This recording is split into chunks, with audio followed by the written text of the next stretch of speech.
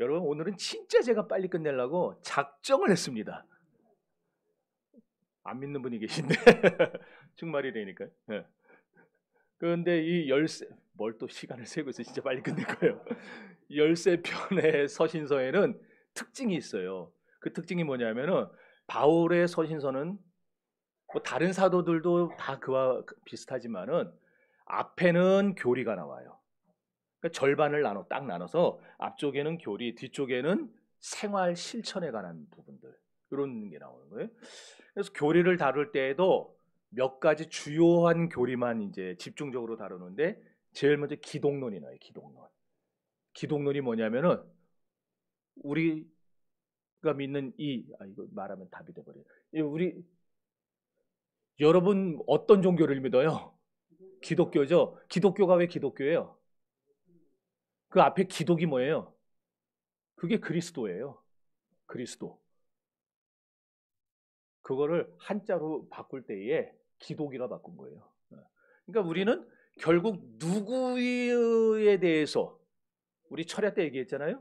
우리는 누구에 대해서 배워야 되는 거예요. 예, 누구에 대해서 알아가야 되는 거예요. 그래서 기독론이 굉장히 중요해요. 기독론을 알면은 우리가 이단에 빠지지 않는다 그랬죠? 철야 때. 예, 이단에 빠지. 그래서 이 기독론이 제일 먼저 나오고 그 다음에 이제 구원론이 나와요. 왜? 예수님이 왜 오셨느냐가 이제 나와야 되니까. 왜 오셨어요? 우리를 구원하기 위해서 오셨어요. 예. 그러고 나서 중요하게 다른 세 번째가 뭐냐면 교회론이에요. 교회론은 뭐냐면은 교회는 뭐냐? 교회는 뭘 하고 살아야 되느냐? 교회는 또 뭘 준비해야 되느냐? 교회가 세상에서 살아가는 동안에 있는 동안에 우리가 무엇을 위해서 우리의 모든 것을 마음과 뜻을 바치면서 나아가야 되느냐? 이 교회가 해야 될 일에 대해서 가르쳐 주는 게 교회론이에요. 그래서 오늘날 이 교회론이 확실한 사람들은요. 교회를 뒤에 나가서 밖에 나가서 까지 않아요. 흉보지 않아요. 교회론이 확실한 사람은요. 내가 섬기는 이 교회, 이 하나만의 교회가 아니고 모든 그리스도의 교회가 거룩한 교회요. 하나님의 몸된 교회라는 사실을 알기 때문에 교회가 말이야 있다는 소리 안 해요. 네, 교회론이 확실하면.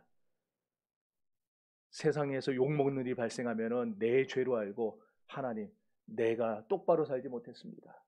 내가 하나님의 말씀을 가지고 바르게 살지 못했습니다. 나를 불쌍히 여겨달라고 기도하지 나가가지고 교회가 어떻고 목사가 어떻고 그런 소리 안 해요. 바울이 그래서 자신의 13편의 서신서에서 기독론, 구원론, 교회론 이게 다 연결이 되어 있는 거예요. 그래서 요걸 집중적으로 다루고 실천편에 이제 후반부에 가면은 사회생활, 가정생활, 경제생활, 그다음에 청지기로서 우리가 어떻게 살아야 되는지 이런 신자의 삶 전반에 대해서 다루는 겁니다. 그러면 바울은 왜 모든 서신서를 이렇게 교리와 생활의 결합으로 기록을 했느냐? 신자의 신앙과 삶이 분리가 된다는 거예요? 안 된다는 거예요? 안 된다는 거예요. 그거 보여주려고 하는 거예요. 우리 신자들은요. 신앙과 우리의 삶이 일치해야 됩니다. 그러니까 신앙 따로 삶 따로 국밥이 아니에요. 기독교는 우리가 믿는 그대로 사는 겁니다. 그래서 세상 종교가 다른 거예요. 그래서 오늘 우리가 함께 은혜 받고자 하는 이 골로새서 같은 경우는 오늘 우리가 읽은 이 3장부터 마지막 4장까지가 실천편이에요. 생활을 다룬 겁니다. 그럼 바울이 여기서 가장 강조하고 싶은 내용이 있었을 거 아니에요. 생활을 다룰 때에 그게 오늘 우리가 읽은 본문 가운데 나오는데 바로 새 사람입니다. 새 사람. 너희는 새 사람을 입으라 그랬죠. 그러니까 결국 오늘 이 생활의 실천편을 통해서 저와 여러분에게 바울이 강조하고 교육하고자 하는 바는 새 사람이 되라는 거예요. 자, 그래서 이제 읽은 1절에서 17절까지가 뭐냐? 새 사람이 생활하는 원리에 대해서 가르쳐 줍니다. 우리 새 사람들은 이런 원리를 가지고 살아야 된다라는 거예요. 그럼 새 사람의 생활 원리가 뭐냐? 자, 먼저 위의 것을 찾는 것이 새 사람의 첫 번째 생활 원리예요. 위의 것을 찾는 거예요. 1절과 2절 다시 읽습니다. 시작.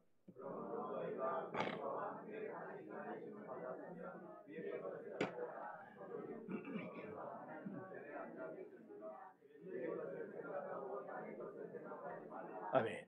여러분 나무 여기 얘는 이제 분재지만은 뿌리가 밑을 향해 내려가는 거, 뿌리가 위로 향해 올라오는 나무가 있을까요? 내가 혹시나 있을까봐 내가 지금 장담을 못하는. 뿌리가 막 위로 올라오는 애들. 흙에 박혀 살죠, 나무는. 이거 없는 거 확실하죠? 나무가 뿌리가 땅 속에 박혀서 밑을 향해 내려가는 게 나무의 원리예요. 반면에 싹은 다 어때요? 싹. 여기 지금 새싹들 나는데 싹은 아래로 내려가지 않고 뭐 열리죠. 이렇게 내려가는 능수보들 같은 것도 있겠지만 그렇다 걔네 땅 속을 파고들진 않잖아요. 싹은 위에서 나와요. 그렇죠? 이게 나무의 원리. 마찬가지로 영적 세계에서도 같은 원리가 적용이 됩니다. 예수 믿고 구원받아 새 사람이 된 우리들은 땅을 바라보지 말고 위의 것을 바라보며 살라. 지금 그 말을 하고 있는 거예요. 그럼 왜 위의 것을 바라보며 살아야 되느냐? 더우세요? 나는 추워서 끄라 그랬는데 더우시면 켜도 돼요. 첫째로 나의 참 생명이 위에 있기 때문이고, 둘째는 내가 나중에 받을 영화로운 보상이 위에 있어요. 그리고 셋째는 내 생명의 근원이신 그리스도께서 위에 계세요. 그 위라는 건 어디겠어요? 하늘나라죠. 하늘나라. 인간이라는 헬라어 단어가 안트로포스예요. 이 안트로포스라는 게 그 뜻이 뭐냐면은 위를 쳐다보는 존재가 안트로포스예요. 그러니까 인간이라 명명했을 때, 아담이 인간이야 사람이라 그랬을 때 무슨 생각을 가지고 이름을 지은 거예요? 아담이 위를 쳐다보는 존재이기 때문에. 위를 왜 쳐다봐요? 하나님 바라보면서 살라고 그러는 거예요. 하나님 바라보면서 살라고. 그렇게 만들어놨는데 사람이 하나님 바라보지 않고 위를 바라보지 않고 땅만 바라보며 살면은 하나님이 기뻐하지 않는 삶을 살게 되는 것이죠. 모든 피조물들 가운데서 그래서 사람만 위를 쳐다보고 살아요. 사람만. 근데 하나님이 이렇게 인간을 창조하실 때 적용하셨던 몇 가지 방식이 있어요. 첫 번째 방식은 사람을 흙으로 만드셨다는 거예요. 흙으로. 그렇죠? 여러분 아무리 우리 인간들이, 제가 얼마 전에 누굴 봤는데 교인은 아니고 와 이따만한 팔찌가 와 난 그렇게 큰 금 처음 봤어요. 무거워서 어떻게 들고 다니까 이거를. 목걸이 막 주렁주렁 막 남자가 팔거 하고 아무리 여기다가 열량짜리 뭐 목걸이 하고 다닌다 하더라도 우리의 본질은 흙이에요. 잘난 척하지 말라는 거예요. 저 하나님이 흙으로 만든 이유는 너 잘난 거 하나 없다는 거예요. 그러니까 저나 여러분이나 누구를 보고 에휴, 이거 하지 마세요. 그 사람이나 나나 다 거기서 거기입니다. 우리는 다 도리어 어떻게 해야 돼요? 다른 사람을 나보다 나은 사람으로 여기는 자들이 되어야 돼요. 두 번째는 하나님의 형상대로 창조하셨다는 거예요. 하나님의 형상대로. 창세기에 보면은 나무나 풀이 나와요. 그 다음에 짐승과 곤충이 나와요. 근데 이런 것들은요 다 하나님의 생각대로 창조하셨어요. 하나님이 수목이 있으라, 과실내는 나무가 있으라 그러니까 그냥 그대로 되고, 그러잖아요. 하늘나는 새가 있으라 그러니까 뭐 그대로 되고, 뭐 그러잖아요. 바다에 물고기가 있으라 그냥 그대로, 하나님 생각대로 돼요. 그런데 오직 사람만 하나님이 어떻게 만드시는 줄 아세요? 흙을 가지고 하나님의 형상대로 만드셨어요. 그러니까 우리는 세상 짐승과 틀린 거예요. 하나님의 형상대로 지으면 창조 방법이 완전 다른 겁니다. 세 번째는 생기를 불어넣어 창조하셨다라는 거예요. 빨랑빨랑 띄워주세요. 생기가 뭐냐? 이렇게 숨 쉬는 거. 숨 쉬는 거. 여러분 우리가 숨 쉬어야 살잖아요. 숨 안 쉬면 죽지 않습니까? 또는 바람이라고도 나오고 성령의 기운으로도 번역을 할 수 있어요. 그러니까 모든 생명체는 숨을 쉬어야 살아갈 수가 있어요. 짐승도 물고기도 곤충도 심지어 들에 있는 풀들도 숨을 쉬어야 됩니다. 그러나 인간은 산소를 호흡하는 것만으로는 살지를 못해요. 산소를 호흡하면 겉으로는 살아있는 것처럼 보여요. 그러나 우리의 영이 살기 위해서는 숨만 쉬는 거 말고 또 다른 숨 쉬는 게 필요해요. 육체적인 숨이 아니라 영적인 숨을 쉬어야 되는데 그게 뭐냐? 성령의 기운을 호흡해야 되는 거예요. 그래서 하나님 우리에게 생기를 불어넣어서 우리를 생명으로 만드신 겁니다. 너는 육체적인 호흡만 하고 살지 말고 날마다 성령의 도시는 힘을 힘입어서 살아라. 그래가지고 우리를 생명으로 만드신 거예요. 그러니까 우리가 세상 피조물과 이렇게 다르다는 거. 그들이 받은 선물과 우리가 받은 선물은요, 완전히 질적으로 다른 거예요. 마지막 네 번째는요, 아까도 얘기했지만 위를 바라보며 살도록 창조를 하셨다는 거예요. 그래서 바울이 땅의 것을 바라보지 말고 위의 것을 바라보며 살아라 말씀한 거예요. 땅의 것이 뭐냐? 현세적인 거, 물질적인 거. 그렇다고 사람이 사는데 물질이 뭐 완전히 필요 없다, 그건 아니에요. 살아가는데 물질이 얼마나 필요합니까? 저도 그러고. 자식 키우고 먹고 살려면은 물질이 반드시 있어야 되잖아요. 그러니까 지금 이 말은 물질은 악한 거, 그런 얘기 아니에요. 이단들이 말하는 것처럼 물질 그런 거 다 필요 없다고, 다 갖고 오라고, 그거 아니에요. 그런데 내가 너무 물질 버는데, 돈 버는 데만 골똘해가지고 그게 내가 하나님을 바라보는데 방해가 된다든지, 또는 내 신앙에 회방을 받는다든지, 신앙 예배 드리러 가야 되는데 자꾸 누가 꼬셔요. 여기 돈 버는 거 아니에요. 오늘 하루 일당 30만 원이라고 나오라고 그러면 고민하다가, 그래 오늘 하루 벌어서 그걸로 하나님께 헌금하는 게 낫겠지. 하나님이 기뻐하시겠느냐고, 그거를. 이렇게 내 신앙에 방해를 받는다. 그럼 그게 바로 우리의 불행과 비극의 씨앗이 되는 거예요. 주님이 마태복음 6장 33절에서 이렇게 말씀하셨습니다. 너희는 먼저 그의 나라와 그의 의를 구하라. 그리하면 이 모든 것을 너희에게 더하시리라 그랬어요. 먼저 구해야 될 게 있고 나중에 구해야 될 게 있는 거예요. 우리더러 물질 구하지 말라는 게 아니에요. 세상에서 살아가는 거 다 버리라는 거 아니에요. 해야 됩니다. 그러나 먼저 구해야 될 걸 먼저 구하면 하나님이 이 모든 것을 더하실 것입니다. 그러니까 여러분, 우리가 땅의 것만 찾으면은요, 위에 있는 것은 못 찾는 건 당연한 거고, 땅에 있는 것도 결국 우리께 못 돼요. 그러나 반대로 우리가 위의 것을 찾으면 하나님은 위의 것도 주시고 우리가 구하지 않은 땅의 것도 우리에게 허락을 하시는 겁니다. 믿습니까? 자, 그 다음에 이제 두 번째 생활 원리가 나오는데 뭐냐? 땅에 있는 지체를 죽이는 거. 5절 읽어봅시다. 시작.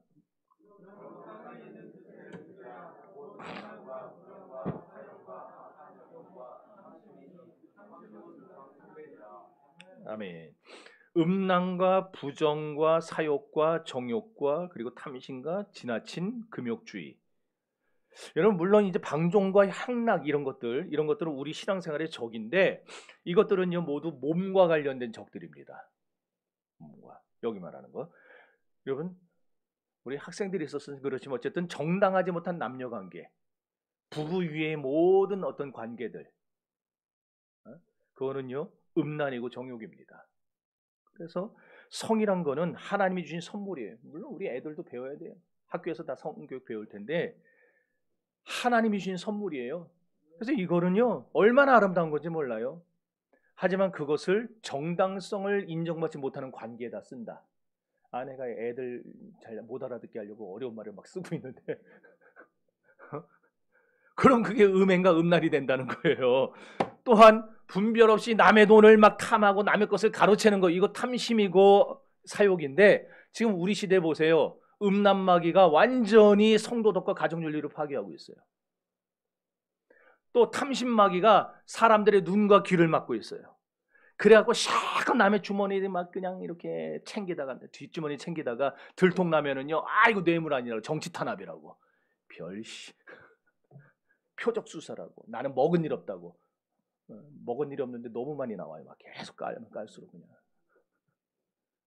지금요 22대 국회 개원이 다음 달이죠. 22대 국회 개원하자마자 민주당에서 차별금지법 계속 올린다고 지금 그냥 작정을 했어요. 여러분, 민주당 뽑은 분들 제발 좀 하세요. 여기 다 민주당이죠 지금. 민주당 뽑아도 좋은데 누가 차별금지법을 찬성하는 놈인지, 누가 그걸 반대하는 사람인지 좀 알고 뽑아야 될 거 아니에요. 민주당 뽑지 말라는 거 아니야. 그래서 저는 이번에 다 꼴보기 싫어서 안 가르쳐줘요.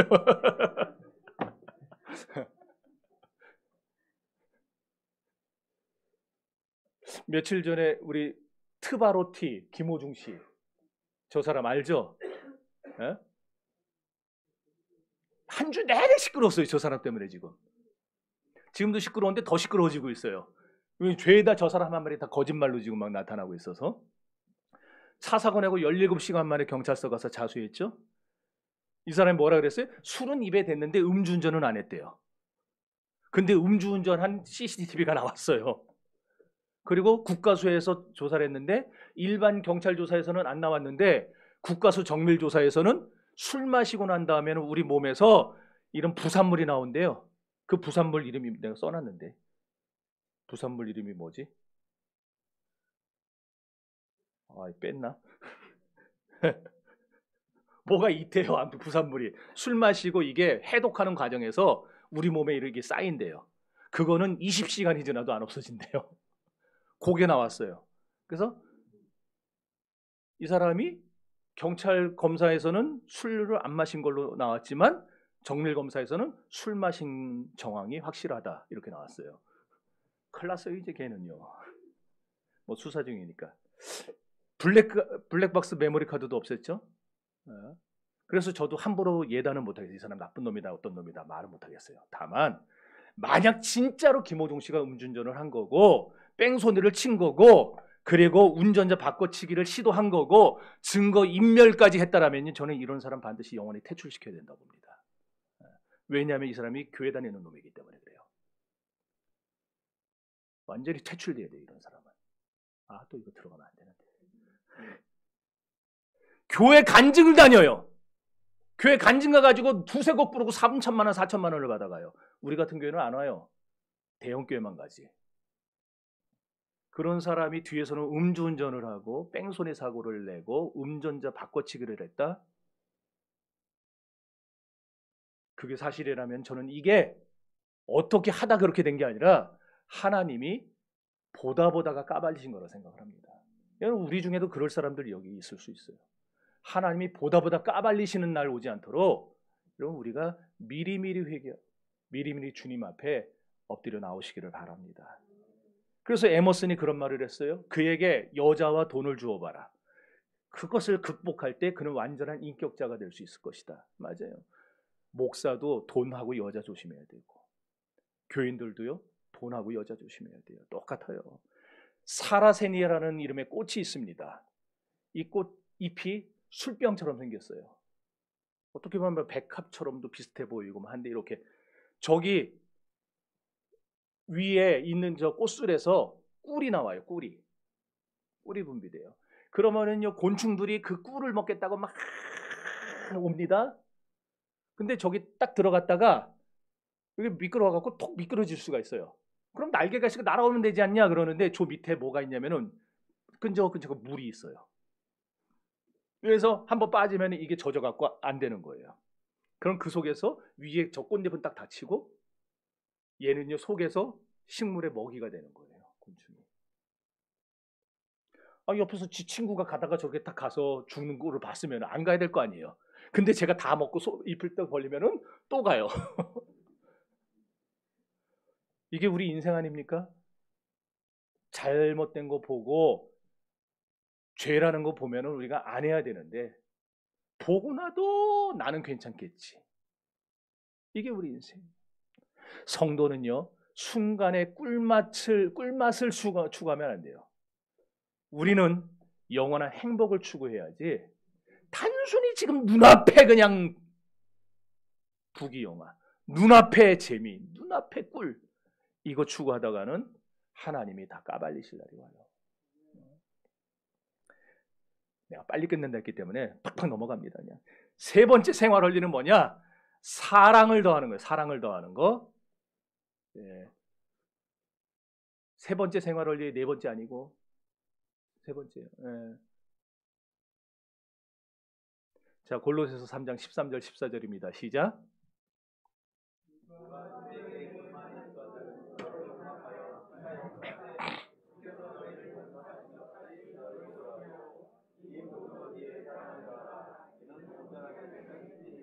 여러분 용서와 사랑은요 함께 다니는 겁니다. 중요한 거는 우리가 남을 용서하지 않고 미움을 마음에 품고 살잖아요. 그러면은 여러 가지 손해가 따라오는데 무슨 손해가 오냐?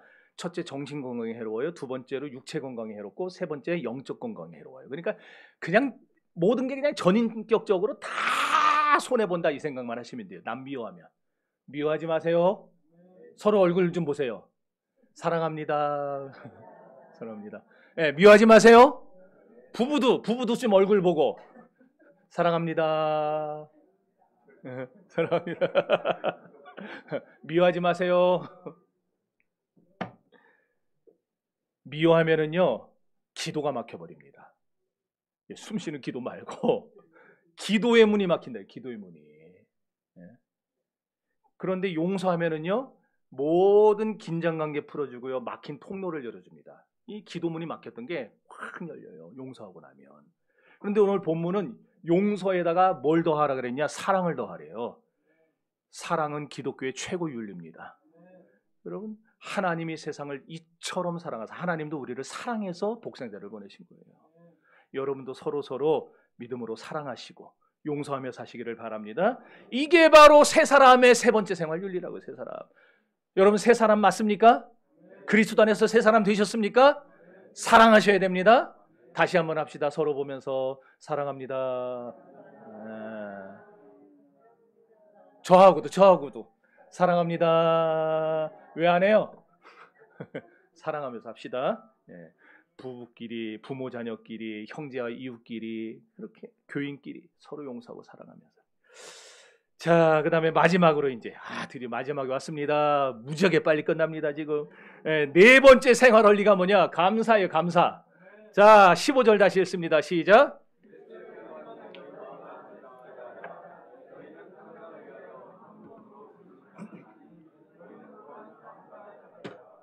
아멘. 여러분 호랭이가요 깊은 구덩이에 빠져가지고 막 울고짖고 있었어요. 살려주세요. 으앙 살려주세요. 으앙 하면서. 근데 지나가던 사람이 불쌍한 마음이 드는 거예요. 그래갖고 그냥 가지. 굳이 호랭이를 살려줬어요. 근데 얘가 기껏 살아서 나왔는데 입맛을 쩝쩝 다시더니 내가 저 구덩이에 너무 오래 있어서 배가 너무 고프다고. 그래서 어쩔 수 없이 너를 좀 잡아먹어야 되겠다. 그러니까 막 사람이 열받잖아요. 열받기도 하고 두렵기도 하고. 그래서 너 진짜 이러면 넌 인간 아니잖아. 그래가지고 그러면은 좋다. 내가 죽을 때 죽더라도 재판 좀 받아보고 죽자. 그래서 세 종류에게 가서 재판을 받아보기로 했어요. 서로 딜을 한 겁니다. 그래서 호랑이도 아직도 좋다고 가자. 그래서 이제 제일 먼저 나무를 찾아갑니다. 나무에게 자초지종을 얘기했더니 나무가 다 듣고 나서 그런 호랑이 편을 들었어요. 인간은 죽어도 된다고. 그러니까 왜 해? 그랬더니 사람들은 껄풋하면 나무를 찢고 베고 자르고 그리고 어떨 땐 그걸 가지고 막 불에다 던져서 태우고 저런 나쁜 놈들을 편을 들 수가 없다고. 죽어도 된다고. 그러니까 호랑이가 겉보라고 그러면서 잡아먹으려고 아직 둘 남았다. 그래서 이번에는 소를 찾아갔어요. 그래서 소한테 다 얘기했더니 소도 다 듣고 나서 그러는 거예요. 소가 다 듣고 나서 사람은 죽어도 된다고. 왜 그랬더니 저놈 자식들은 우리를 그렇게 부려먹고 험한 일은 잔뜩 시켜놓고 무거운 짐은 다지게 해놓고 힘 빠지고 늙으면 도살장으로 보내서 안창살 떼고 부채살 떼고 막 떼서 나중에는 갈비 뜯어갖고 먹는다고. 막. 저런 놈들 죽어도 된다고. 마지막으로 하나만 더요. 마침 그때 토끼가 지나가는 겁니다. 토끼가 지나가서 이번에 토끼에게 얘기를 다 했어요. 그래도 토끼가 다 듣더니 나 얘기만 들어서 잘 모르겠다고 머리가 나빠서 그런가. 한번 다시 그 상황을 재현해보자. 그래가지고 그랬더니 호랑이가 그것도 그런 것 같다고. 그래서 쥐가 또 다시 구덩이 안으로 들어갔어요. 그리고 사람은 구덩이 밖에 서게 하고. 그러면서 토끼가 그럽니다. 그냥 이대로 놔두고 가. 그러고 갔어요. 예. 이 우화가 뭘 보여줍니까? 우리한테 하는 얘기예요. 여러분 은혜 배신하는 호랑이 되지 맙시다. 예? 은혜 배신하는 호랑이 되지 맙시다. 예. 감사하며 사세요. 감사한 게 얼마나 많아요. 감사한 게 매일매일이 감사하지 않아요. 순간순간이 감사하지 않아요. 근데 우리는 감사를 너무 안 해요. 하나님 앞에 감사하며 사시기를 바랍니다. 근데 감사를 할 때도 지켜야 될 방식이 있어요. 뭐 끝이라더니 요거 금방 끝나고 납니다. 첫 번째로 모든 일에 감사해야 됩니다. 이게 감사의 보편성이에요. 보편성. 편식이 나빠요, 좋아요? 나쁘죠? 마찬가지로 감사도 선택적으로 감사하는 건 나쁜 감사예요. 요거는 감사하고 저거는 안 감사하고 그건 다 잘못.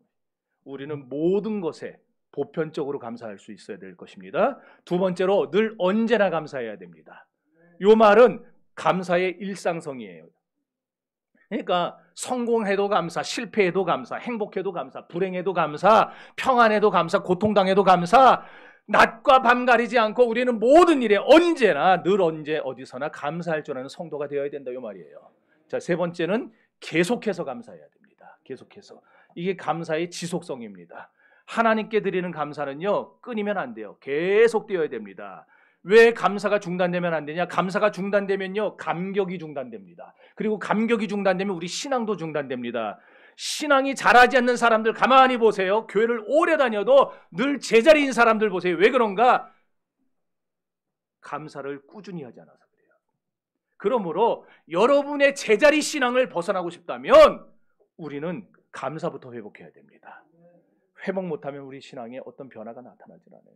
늘 계속해서 감사하는 여러분 되시길 바라요.